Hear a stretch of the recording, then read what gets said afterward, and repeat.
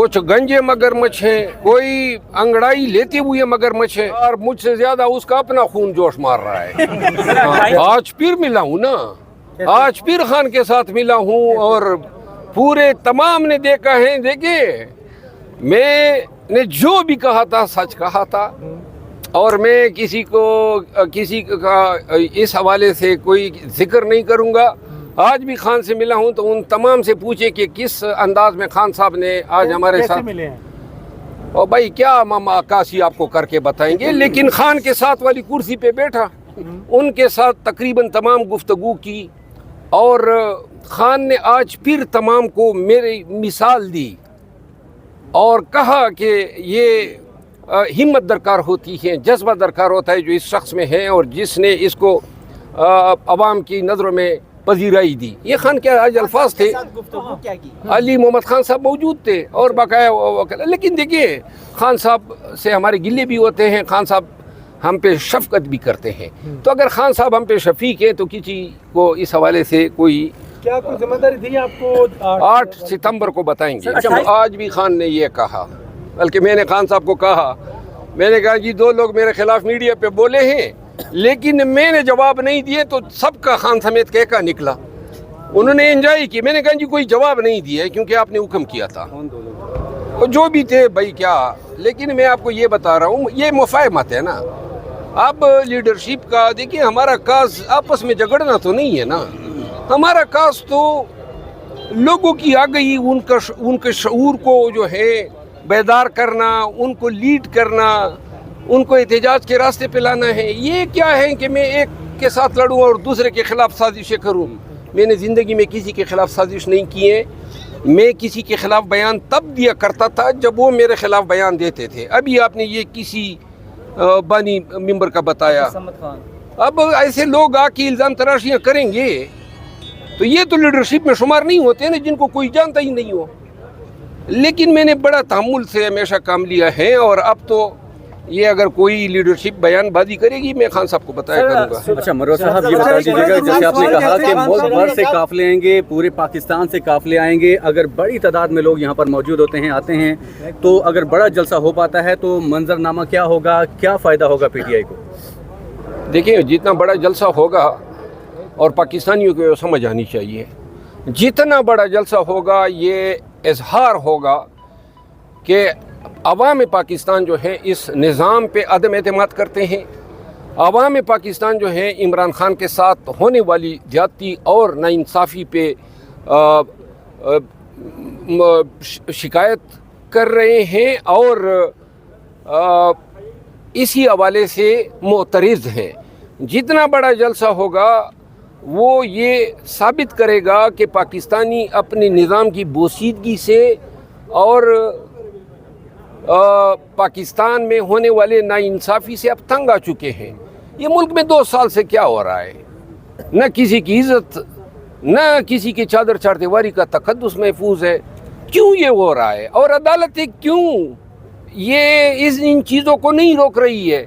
यही आंखें दिखाना और फिर जो है हेडलाइन की जीनत बन जाना, फ़लाँ जज साहब ने जो है फ़लाँ DIG और IG को सुना दी। आमलन किसी को एक दफ़ा इस्लामाबाद के IG को भेजें कि देख दें किसी से चौक की जरूरत होती है कि वो किसी के घर में घुसे।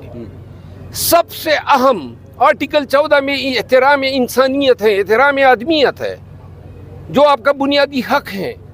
अब क्या काम है किसी पुलिस वाले का कि किसी घर में दंदनाते हुए घुसे?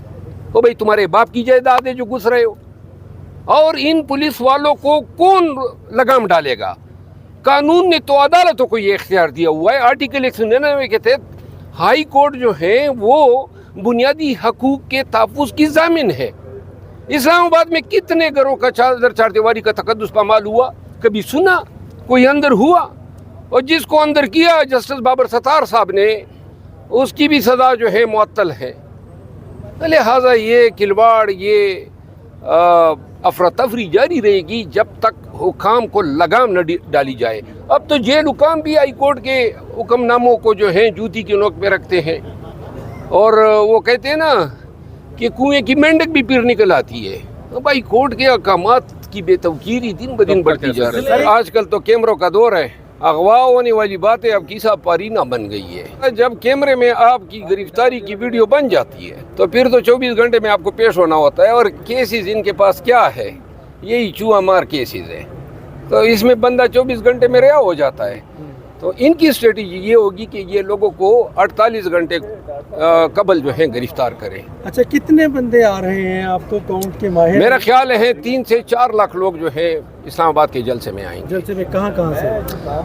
بلوچستان سے آئیں گے، آزاد کشمیر سے آئیں گے، سندھ سے آئیں گے، خیبر پختونخوا تک تقریباً سارا امٹ کے آئے گا، اور اس کے علاوہ پنجاب سے آئیں گے، اور فیڈرل کیپٹل اور پنڈی کے لوگ تو میزبان ہیں. اس کے بعد کیا ہوگا؟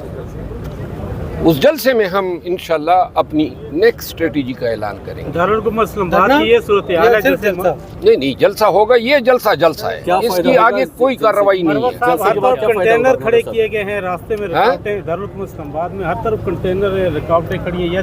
کل میں پنڈی میں گیا، اسی حضرت نے کھانا کیا تھا کشمیری بازار میں. تو جناب علی جس راستے پہ جاتے تھے کنٹینر لگا ہوتا تھا شیلم کی وجہ سے. میں تقریباً 1:30 بجے کھانا کھانے کے لیے صبح 1:30 بجے پہنچا ہوں. یہ پنڈی کے انتظامات تھے.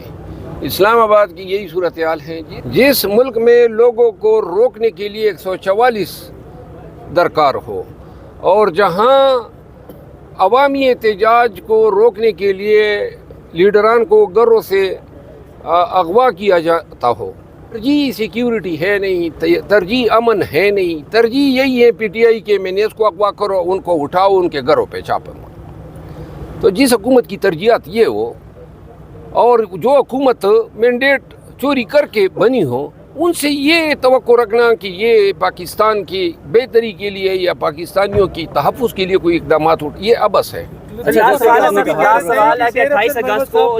مسئلہ یہ ہے وہ ہیں تو بہت اچھے لیکن ذرا جذباتی ہیں، مجھ سے بہت جونیئر ہیں. اگر انہیں مشورہ چاہیے تو میرے پاس آئیں، میں ان کے پاس نہیں آؤں گا. وہ کہہ رہے جب ان کو گرفتار کیا گیا تھا لاہور میں تو میں گیا تھا ان کے لیے جیل میں. تو کیا آپ ان سے سمجھتے ہیں کہ ان کا نقطہ نظر ٹھیک ہے؟ دیکھیں لطیف کوسا صاحب ایک تو میرے وکیل رہے ہیں، تو لہٰذا اور انہوں نے مجھے رہا کروایا، میرے لیے ریٹ دائر کی. دوسرے لطیف کوسا صاحب جو ہیں وہ خوش ذوق بھی ہیں اور خوش لباس بھی ہیں. جب بن ٹن کے آتے ہیں نا تو ہمارا بھی جی ان پہ آ جاتا ہے. سینئر بھی ہیں، کرمنل لا کے ایک لائق اور فائق اور قابل وکیل ہیں.